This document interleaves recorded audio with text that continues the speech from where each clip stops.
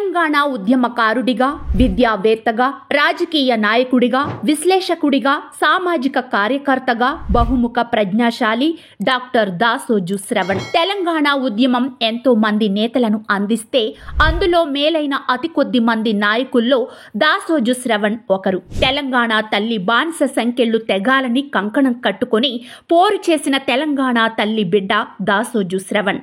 Osmania university నుండి పూర్తి చేసి ఒక పెద్ద ఐటీ కంపెనీలో నెలకు 3 లక్షల జీతాన్ని వదిలిపెట్టి ప్రజల కోసం నిలబడాలి అని రాజకీయాల్లోకి వచ్చారు. ప్రజారాజ్యం పార్టీతో 2009లో తన రాజకీయ ప్రస్థానం మొదలుపెట్టారు. బీసీ సామాజిక వర్గానికి చెందిన దాసోజు శ్రవణ్ తాను నమ్మిన సిద్ధాంతం కోసం పనిచేసిన నిఖార్సైన రాజకీయ నాయకుడు.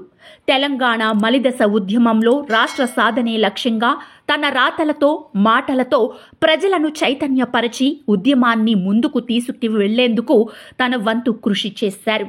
తెలంగాణ రాష్ట్ర సమితి సారథి కల్వకుంట్ల చంద్రశేఖరరావు గారి నాయకత్వంలో టీఆర్ఎస్ పార్టీ పోలిట్ బ్యూరో సభ్యుడిగా, అధికార ప్రతినిధిగా పనిచేసి అందరి ప్రశంసలు పొందిన నాయకుడు.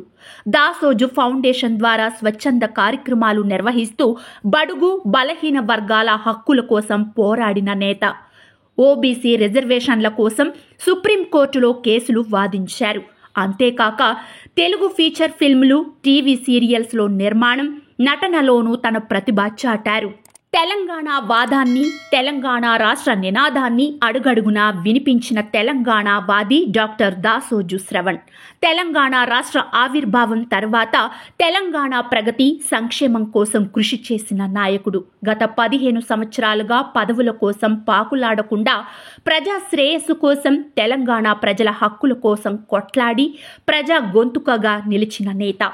ఈ తరం నాయకుల్లో highly educated, most proficient and intellectual leader ఎవరైనా ఉన్నారా అంటే అది దాసోజు శ్రవణ్ గారు అనడంలో అతిశయోక్తి లేదు.